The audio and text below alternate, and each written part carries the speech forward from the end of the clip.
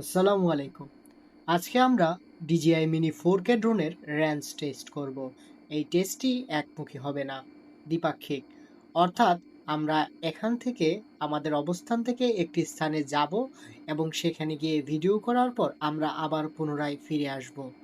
মূল প্রক্রিয়াটি হবে 10 থেকে 15 মিনিটের।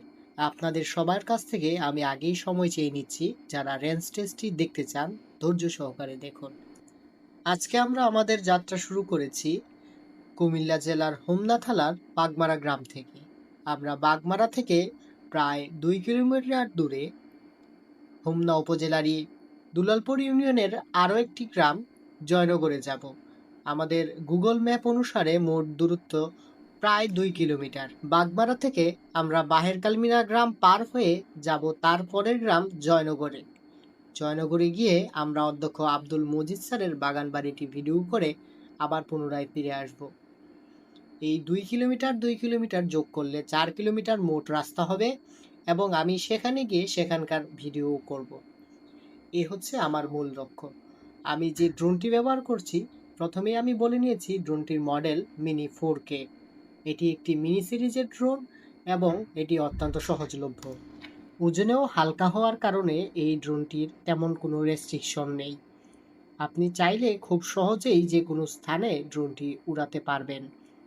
তবে উল্লেখ্য যে যে কোনো সরকারি স্থাপনা কিংবা রাষ্ট্রীয় জনগুরুত্বপূর্ণ স্থান যেখানে সিকিউরিটির ঝুঁকি রয়েছে, সেখানে ড্রোন না উড়ানোই ভালো।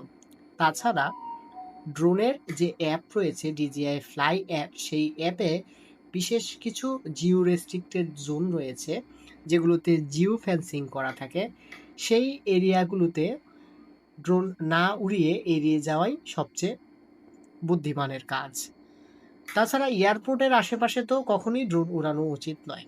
আমরা ক্রমেই গ্রামীণ পরিবেশ দেখতে দেখতে এগিয়ে চলেছি আমাদের গন্তব্যের দিকে।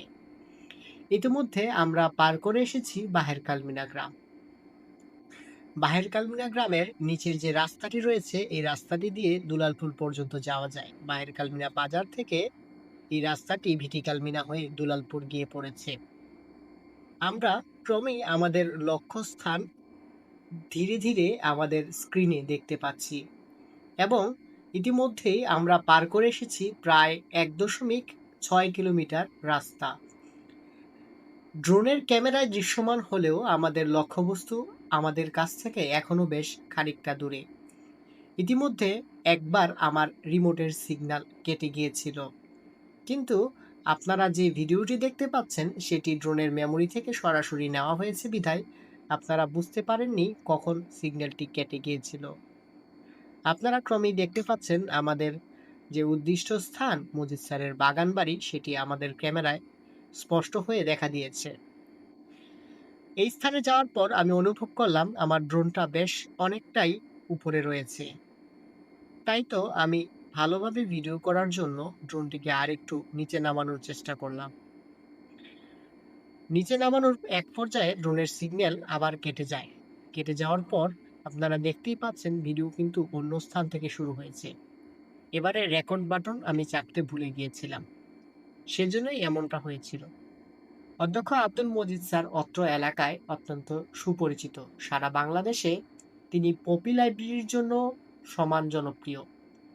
পপি লাইব্রেরি সারা বাংলাদেশে ইংলিশ এবং বাংলা গ্রামারের বইয়ের জন্য সবচেয়ে বেশি বিখ্যাত। তো যাক সে কথা, স্যার এই বাগান বাড়িটি করেছে আমাদের এলাকার মানুষের বিনোদনের জন্য। এখানে প্রতিদিন বিকেলবেলা প্রচুর লোক সমাগম হয়। মানুষ তার পরিবার নিয়ে এখানে ঘুরতে আসেন। এখানে গেটে প্রবেশ টিকেটের ব্যবস্থা রয়েছে। প্রথম দিকে কোনো ধরনের প্রবেশ টিকেট না থাকলেও সর্বশেষ গত 1 বছর আগে থেকে এখানে প্রবেশ টিকেটের ব্যবস্থা করা হয়েছে। এখন খুব সম্ভবত 10 টাকা প্রবেশ টিকেটের বিনিময়ে ভিতরে প্রবেশ করা যায়। তাছাড়া রিসেন্টলি সেখানে বোধহয় কিছু ওয়াটার রাইডেরও ব্যবস্থা করা হয়েছে। এখানে এলে আপনি প্রকৃতির সাথে সাথে পাবেন কিছু নতুন বিনোদনের ছোঁয়া। পুকুরের উপরে হাঁটার এই ট্রেলটি আপনাকে অবশ্যই মুগ্ধ করবে। পাশাপাশি রয়েছে বেশ কিছু দুষ্প্রাপ্য প্রাণী, অথবা যেগুলো আমরা চিড়িয়াখানায় দেখে থাকি সেরকম প্রাণী। সীমিত আকারে স্যার তার এই চিড়িয়াখানায় নিয়ে এসেছেন একটি উট পাখি বা ইমু, নিয়ে এসেছেন কিছু হরিণ, আর সাথে রয়েছে কিছু ময়ূর। দুম্বাও সম্ভবত এনেছিলেন। দুম্বাগুলোর মধ্যে দুটি দুম্বা মনে হয় মারা গিয়েছে। এখন দুম্বা কি আছে কিনা সেটি আমার ঠিক জানা নেই। আমাদের মজিদ স্যারের বাগান বাড়িতে ভিডিও করা শেষ। এখন আমাদের মূল ড্রোনের যে আমরা টেস্ট করছিলাম রেঞ্জ টেস্ট, সেখানে ফিরে আসার পালা। অর্থাৎ আমরা এখন আমাদের বাড়ির দিকে পুনরায় ফিরে আসব। ইতিমধ্যে আমার ড্রোনের চার্জ প্রায় 40% শেষ হয়ে 60%-এ নেমে এসেছে। দিগন্ত রেখার দিকে তাকিয়ে দেখলাম সূর্য ক্রমেই অস্ত যাচ্ছে। আমরা এখন ফিরছি। সামনে যে রাস্তাটি দেখতে পাচ্ছি সেটি আমরা কিছুক্ষণ আগে যাওয়ার সময় দেখেছিলাম, কালমিনা থেকে দুলালপুর যাওয়ার রাস্তা। আসার সময় আলো কিছুটা কমে যাওয়ায় নিচের ধানের যে জমিনগুলো দেখেছিলাম সেগুলো ক্রমেই অন্ধকার হয়ে এসেছে। এখন আমার কিছুটা ভয় করছে, কারণ ড্রোনটাকে পাঠিয়েছি অনেক দূরে। আমরা যেখানে দাঁড়িয়ে আছি সেখান থেকে প্রায় 2 কিলোমিটার দূরে আমরা ড্রোনটি পাঠিয়েছি। যেহেতু ওই স্থানটি আমার পরিচিত, কিন্তু তথাপি এই স্থান দিয়ে আমি কখনোই যাইনি। অর্থাৎ আমি যেখানে গিয়েছিলাম সেখানে আমি বাই রোডে রাস্তায় গাড়ির মাধ্যমে গেলেও এভাবে আড়াআড়ি মাঠের মাঝখান দিয়ে কখনো হেঁটে যাইনি। তাই তো জায়গাটি চিনতে আমার ক্রমেই সমস্যা হচ্ছিল। ভুলবশত আমি দিকও পরিবর্তন করে ফেলি। দিক পরিবর্তন করে আমি অনেকটা কালমিনা গ্রামের দিকে সরাসরি চলে যাই। যেতে যেতে আমি অনেকটা পাহের কালমিনা নুরুল ইসলাম উচ্চ বিদ্যালয়ের ওই দিকে পৌঁছে। সেই দিক পৌঁছার পর আমি বুঝতে পারি আমি আসলে ভুল দিকে যাচ্ছি।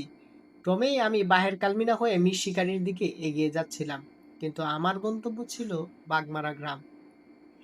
সেটা বুঝতে আমার বেশ অনেকটা সময় লেগে যায়, কিন্তু যখন বুঝতে পারি তখনও অনেক দেরি হয়নি, কারণ আমার ড্রোনে তখনও